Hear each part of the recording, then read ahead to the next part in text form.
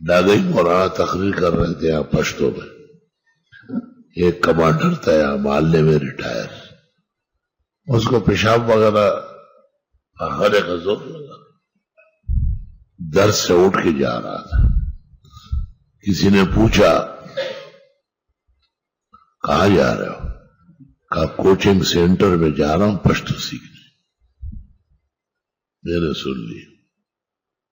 میں نے جلسہ جب ختم ہوا لوگ چلے گئے علماء رخصت ہوئے. میں نے اس سے پوچھا کہ تم نے کیا کہا؟ انہوں نے کہا نہیں میں نے کہا آپ نے یہ کہا ہے.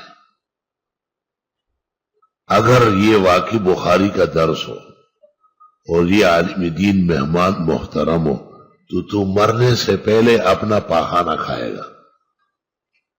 اگر ایسا نہ ہو تو میں اس ممبر پر نہیں بیٹھوں گا. مرنے سے پہلے وہ اپنا پاخانہ کھاتا تھا. اس کے بیٹے یہاں آیا کہ ہم ہاتھ پیچھے باندھ سکتے ہیں. میں نے کہا کیوں؟ منہ میں ڈالتا ہے. نہ میں علماء بے ادبی کو نہ میں غول پڑا. کیونکہ مہمانوں کی عزت کی جاتی ہے. پوری زندگی ہم ان کی اردو میں گزارتے ہیں وہ خیر ہے. اگر کوئی مہمان 10-15 منٹ پشتو بولے تو ان کو ناگوار. یہ بات زیادتی ہے نا, بہت نامناسب بات. اس کے لیے ہم نے ایک ماحول بنایا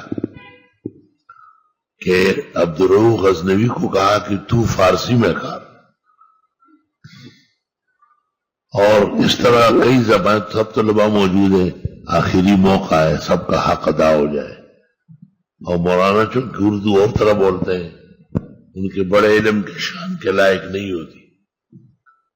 تو میں نے کہا کہ علماء کے سامنے عوام میں ان کی حقارت ہو جائے گی.